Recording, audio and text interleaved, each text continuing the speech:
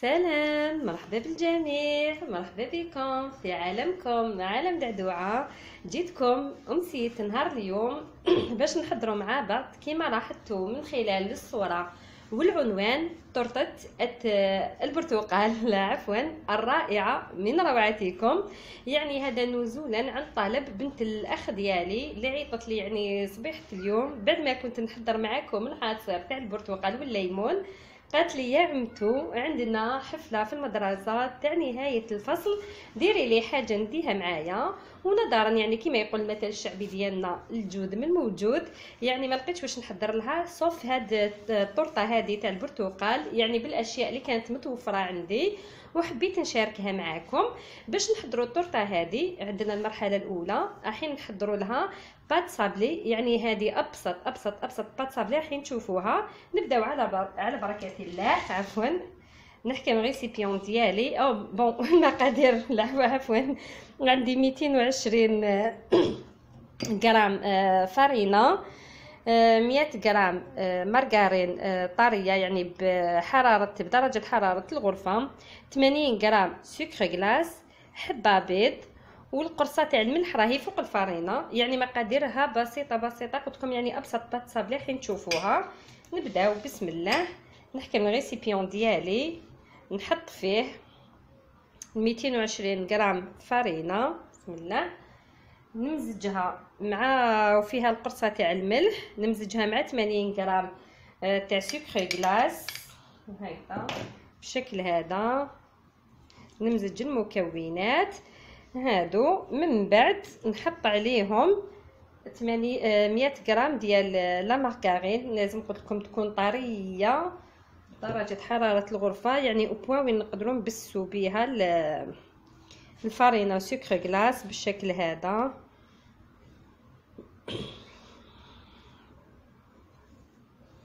يعني راني نزرب ما عطاتنيش الوقت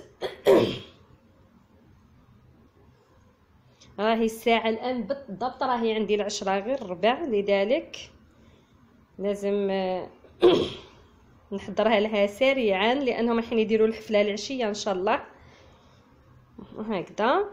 الان واش ندير؟ نلم هاد المقادير من بعد ما نبسست الفرينه ديالي وسكر غلاس بلا مارغرين. الان واش ندير؟ نحط عليها نلمها نجمعها غير بالحبه تاع البيض هذه. انا نطمها ونتلاقاو مجددا. فوالا احبائي، بعد ما طميت يعني لاباط صابلي ديالي، شوفوا القوام ديالها غير بالحبه بيض هذيك. الان واش ندير؟ نحط نرش طاوله العمل ديالي بالقليل من الفرينه، نحط عليها لاباط صابلي ديالي هاي ليك. فوالا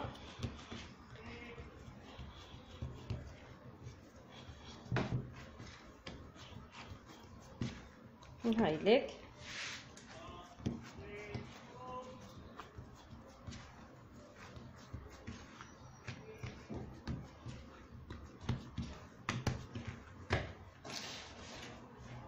هايلك الان باش فقط نطمها.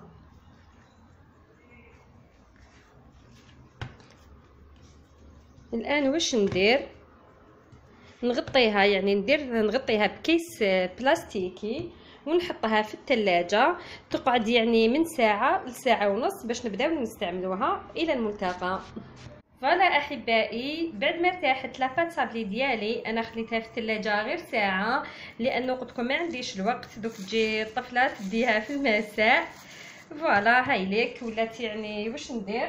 نرش سطح طاوله العمل ديالي بالفرينه، نبدا نحلف لاباط صابلي ديالي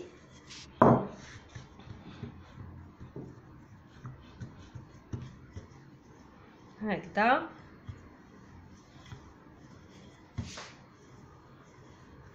بعد ما نكمل نحلها نتلاقاو مجددا. فوالا اعزائي، بعد ما فتحت لاباط ديالي وحطيتها في المول اللي كنت انايا دهنته بالزيت واسترشيته بالفرينه، حطيتها فيه. الان يعني نسويها بالشكل هذا. يعني هاد لاباط حتجيكم سوبل، يعني يكونوا حذرين في التعامل معاها. هاي ليك. نحي الزوائد، يعني من بعد انا ما نكمل نسويها ونحي هاد الزوائد ديالي واش ندير لها؟ باش ما نطولش عليكم نسويها بصفه جيده ونوليو. انا اعزائي بعد ما تكملوا تسويو الطرطه ديالكم هلكتها ديروها هكذا يعني نتقبوها بالشوكه هكذا، من بعد نحطها ترتاح في الثلاجه مده نصف ساعه. كي ترتاح نصف ساعه واش نديرو؟ نتقلها، ندير هنايا ورق الزبده، نتقلو باي نوع من الحبوب الجافه، الحميصه او اللوبيا، ندخلها طيب. من بعد ما طيب نحي هذاك البابي كويسون، ندخلها تزيد يعني تحمر تنشف لي منها فقط، ونتلاقاو مجددا. التقينا مجددا اعزائي بعد ما حطينا يعني الطرطه تاعنا في الثلاجه ترتاح مده نصف ساعه قبل ما نطيبوها. الان يعني نغتنموا الوقت ديالنا، يعني نستغلوا الوقت ديالنا باش ما يضيعناش. نروحوا نحضروا كريمه البرتقال ديالنا اللي نحطوها فوق الطرطه. واش عندنا كمقادير؟ عندي 3 بيضات كامله زائد 2 صفار، يعني 3 كاملين وصفار بيضتين، 230 غرام عصير برتقال، 180 غرام مارغرين تكون طريه، مبشور حبتين برتقال، 80 غرام سكر عادي، 25 غرام مايزينا، وعندي هنايا ملعقه اكل سكر فانيليا. نبداو على بركه الله. المرحله الاولى نحطو هنا في ريسيبيون، نديرو عليها البيض ديالنا، بسم الله، نضيف عليه السكر 80 غرام سكر عادي، فوالا، يعني نمزجهم بفوي هكذا فقط، غير بالفوي فقط.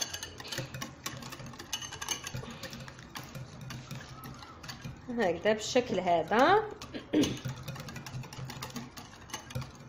من بعد نضيف عليهم، نخلي هادو اللي نحتاجهم جانبا، نضيف عليهم لا مايزينا ديالي بالشكل هذا، نحبطها كامل، لازم 25 غرام كامل نستغلوها هنايا. على بالكم هي اللي تعقد لنا اي كريمه ولا اي حاجه يعني، فوالا بالشكل هذا. انها تتطاير ولا لا،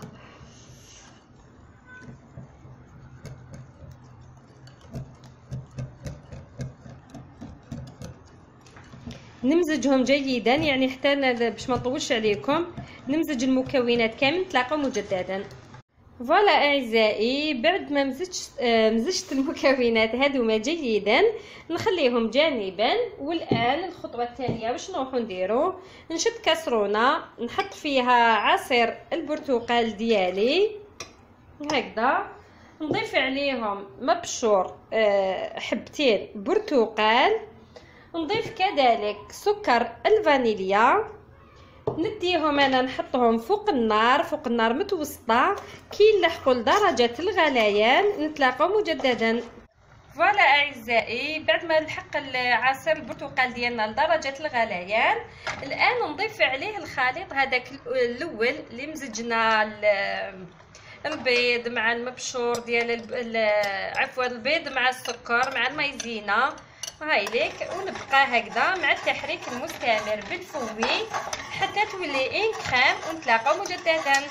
فوالا اعزائي الكريمه ديالنا بعد ما تكونت معانا نحوها من فوق النار، من بعد نحطوا عليها لا مارغرين ديالنا اللي قلنا 180 درجه، دوك الذوب يعني مع السخانه. تقدروا تحطوها هكذا مغسو كبير ولا تقسموها مكعبات صغيره. من بعد يعني ما تذوب الزبده ديالي، انا نفرغ الكريمه ديالي منها باش تزرب تبرد معايا، نحطها في حاجه صغيره هكا اللي ترفدها، نغطيها ببلاستيك غذائي يعني ونضغطوا عليها باش ما تتكونش معايا طبقه جافه ودير لي هذيك القشره.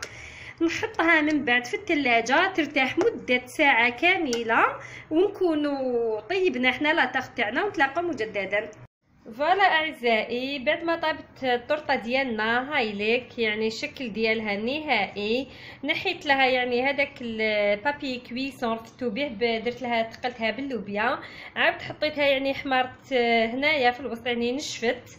الان واش ندير؟ نحطها جانبا، نحكب كريمه البرتقال ديالي بعد ما تاني جازت عليها ساعه في الثلاجه. واش ندير؟ نحي لها لك كما قلت لكم. الان واش ندير لها؟ نعاود نخلطها بالفوي هكذا قليلا ونتلاقاو مجددا. فوالا اعزائي، بعد ما عاودت خلطتها بالفوي، الان نديرها هنايا نسويها جيدا. بعد ما نسويها نتلاقاو مجددا. فوالا اعزائي، بعد ما حطيت الكريمه ديالي كامل وسويتها، الان يعني ما يهمش، المهم تكون متساويه.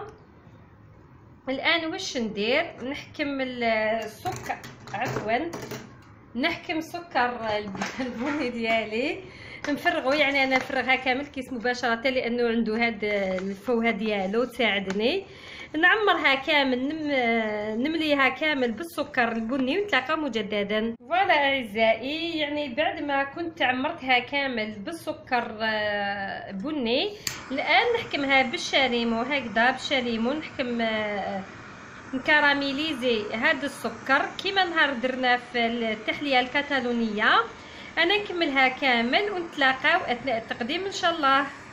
فوالا اعزائي، طرطه كريمه البرتقال راهي جاهزه معانا بعد ما وجدت يعني.